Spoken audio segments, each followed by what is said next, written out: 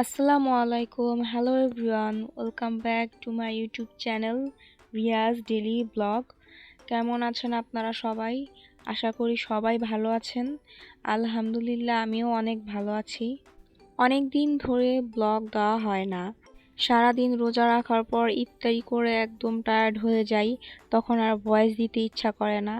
আর সারাদিন যেহেতু অনেক নয়েজ থাকে তার জন্য ভয়েস দেওয়া যায় না। ভেবেছিলাম 30টা রোজায় 30টা ব্লগ বানাবো, কিন্তু এখানে অনেক দিন গ্যাপ পড়ে যায়, প্রায় 7 দিন। দেখতে দেখতে 15টা রোজা শেষ হয়ে গিয়েছে, আর হয়তো 14 বা 15টা রোজা আছে। এবারে রোজাগুলো আমার খুবই ভালো কেটেছে। প্রতিবারই অনেক গরম থাকে, এবার হালকা হালকা ঠান্ডা ছিল। সারাদিন মনেই হয় না আমি যে রোজা রেখেছি। তো এই তো আজকে সেহরিতে ছিল ভুনা খিচুড়ির সাথে মুরগির মাংস। সেহরি করার পর আমি একটু আইসক্রিম খাচ্ছিলাম, কারণ সারাদিন যেহেতু রোজা রাখি, তাই ইফতারের পর আর সেহরির আগ পর্যন্তই সময় থাকে। প্রতিদিনই ভাবি যে ইফতার করার পর আইসক্রিম খাবো, কিন্তু ইফতার করার পর আর তখন খেতে ইচ্ছা করে না।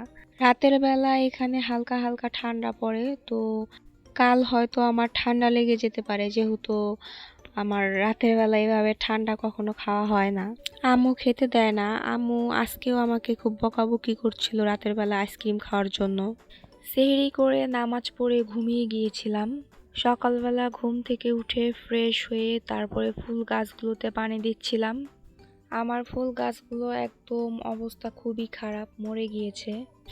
জানি না গাছগুলোকে সঠিক যত্ন নেওয়ার পরও কেন এরকম হয়ে গিয়েছে। আমার তো মন খুবই খারাপ হয়ে গিয়েছিল। তো গাছে পানি দেওয়ার পর আমি টেইলার্সে গিয়েছিলাম জামা কাপড় আনার জন্য। প্রায় 7 দিন হয়ে গিয়েছিল আমি জামা বানাতে দিয়েছি। তো আপনাদেরকে বলেছিলাম আমি ড্রেসগুলো বাসায় আনবো বানানো হয়ে গেলে, তখন আপনাদের সাথে শেয়ার করব যে আমি কিভাবে ড্রেসগুলো বানিয়েছি। তো এখানে টোটাল 6টা জামা আছে, আর এই 6টাই বাসায় রাফ ইউজ করার জন্য আমি যখন জামা বানাই, তখন আমি জামাগুলোর মধ্যে হয়তো লেস অ্যাড করি বা কোনো ডিজাইন করি, যাতে এটা দেখতে ভালো লাগে। এই কালো জামাটা ছিল একদম কটনের, এটার মধ্যে আমি কোনো লেস দিইনি, একদম নর্মাল বানিয়েছি। আর এই জামাটা ছিল হচ্ছে বাটিকের, যেহেতু গরম তার জন্য বাটিকের একটা জামা বানিয়েছি। আর ঈদের সময় তো এমনি আরও বেশি গরম পড়বে, তো এটার মধ্যে হচ্ছে আমি সাদা কালার লেস অ্যাড করে দিয়েছিলাম।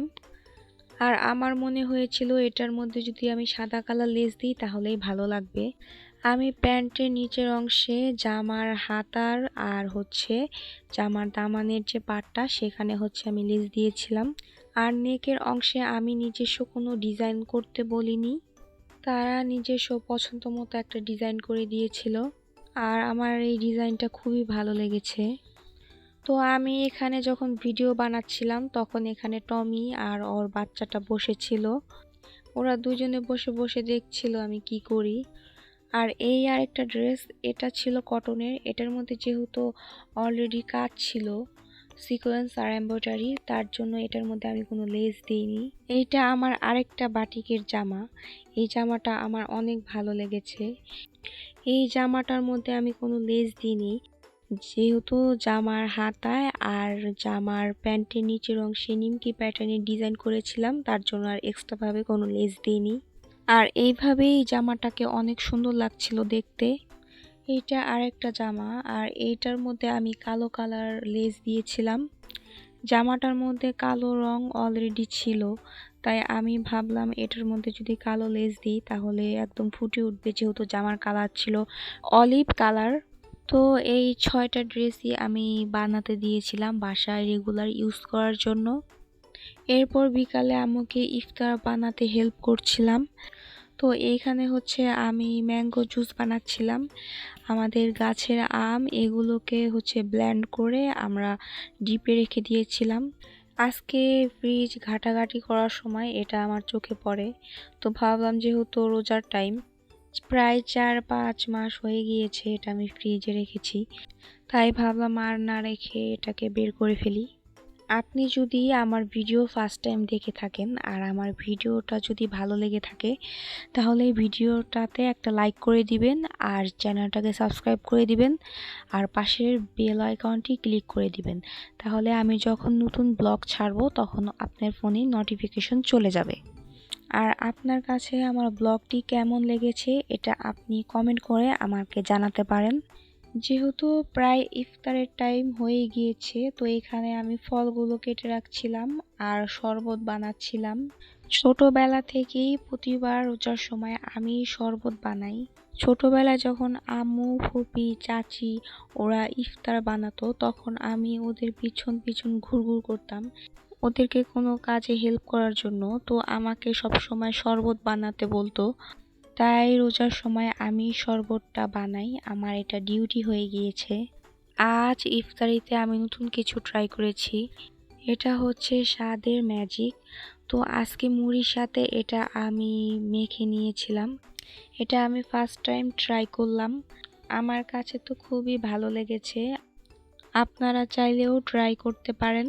আমাকে আইডিয়াটা দিয়েছিল আমার ফ্রেন্ড, ও এইভাবে মুড়ি মাখিয়ে খায়, তাই আমিও ট্রাই করলাম। তো ইফতারি কমপ্লিট করার পর আমি নামাজ পড়েছি, তারপর আমি চা বানিয়ে খেলাম, কারণ সারাদিন চা খাওয়া হয় না আর আমি চাখোর, চা না খেলে আমার একদমই চলে না। তো আমার আজকের ব্লগটা এই পর্যন্তই, আশা করি আপনাদের কাছে আমার এই ব্লগটি ভালো লেগেছে।